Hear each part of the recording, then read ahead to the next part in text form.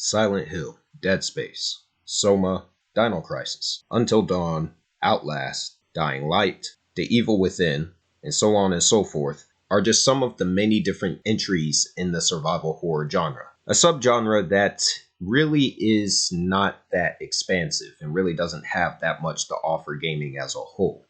In fact, I would even go as far as to say that survival horror really doesn't matter that much at all. And without one franchise, the genre would essentially be dead.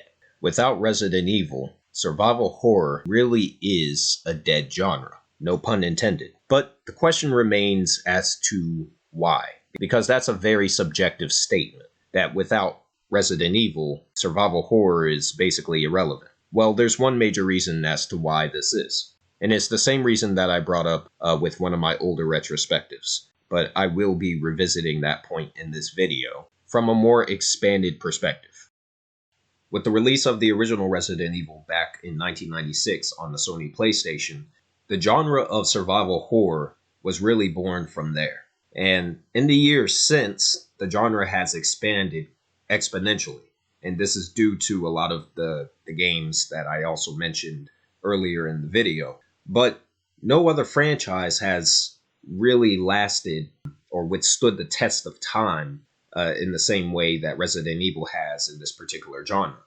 If you look at other popular survival horror franchises, such as Silent Hill, for example, which that particular franchise started to see a decline in quality after the second game and basically has become a dead franchise, or Dead Space, which was a franchise that was mishandled by its publisher, Electronic Arts, and was basically killed off due to a decline in quality, which affected game sales, or even other popular horror games such as Outlast, whose sequel could not live up to the greatness of the original. The survival horror genre is filled with a lot of franchises, a lot of IPs that started off with a lot of promise, but ultimately ended up falling under the weight of their own success and becoming a victim of their own success.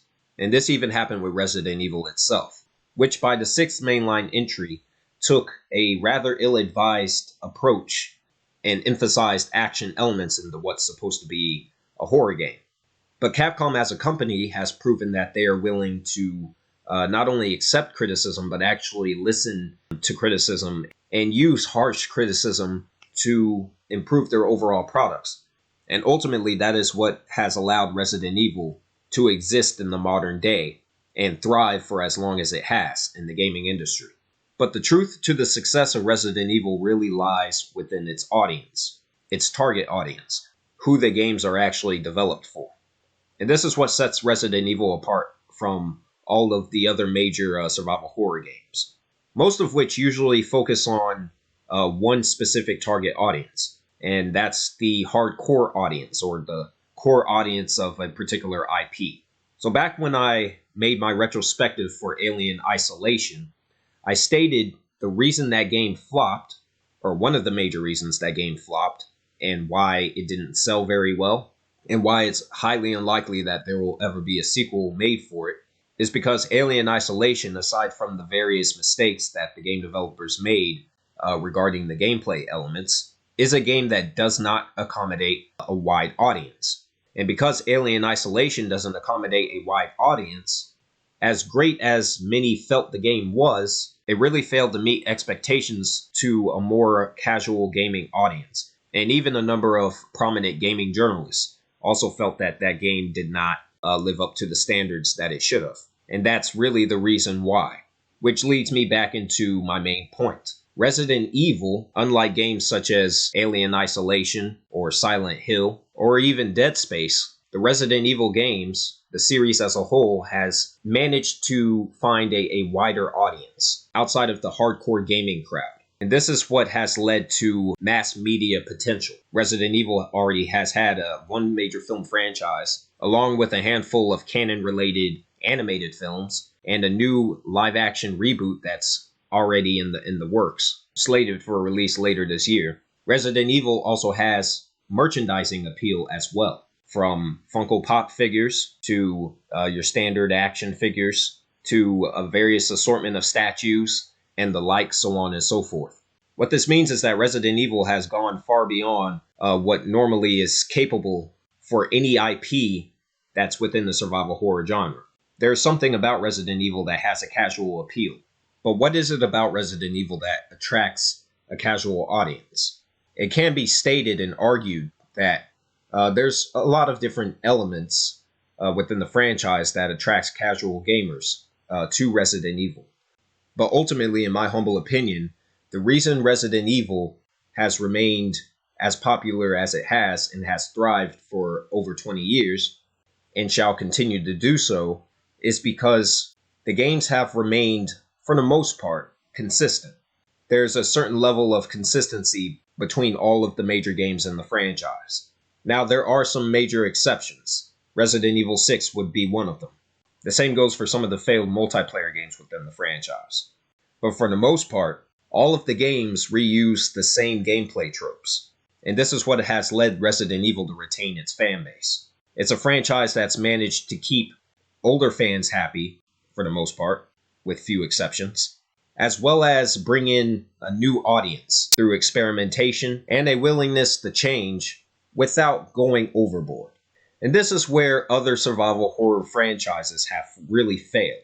For one reason or another, other survival horror franchises were not able to retain the same level of quality, be it with the gameplay or the storytelling or the overall quality in general from one iteration to the next. And this is where other great horror-based IPs, such as Silent Hill and Dead Space, this is where these franchises have gone wrong. With Resident Evil, even though there's been an evolution, a natural evolution to the franchise, as there usually is for something that's been around for as long as Resident Evil has, the level of consistency cannot be ignored or downplayed. If you look at some of the latest games in the franchise, which is Resident Evil 7 and Resident Evil Village, those games retain a lot of the same elements, a lot of the same gameplay tropes, the same as some of the earliest games in the series, with the only major difference being the actual change in perspective. And what this does is it allows the older fans, the OG fans within the franchise, to remain satisfied while at the same time providing something fresh for newcomers. This is further evident of the fact, for example, Mercenaries mode returning in Resident Evil Village, a gameplay mode that was originally introduced in the critically acclaimed Resident Evil 4. And that leads me back to my original point.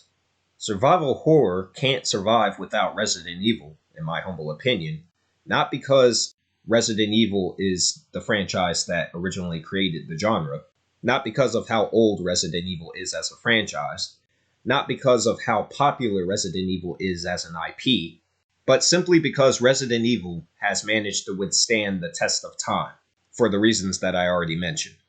Like any other major franchise, Resident Evil has had its ups and downs over the years.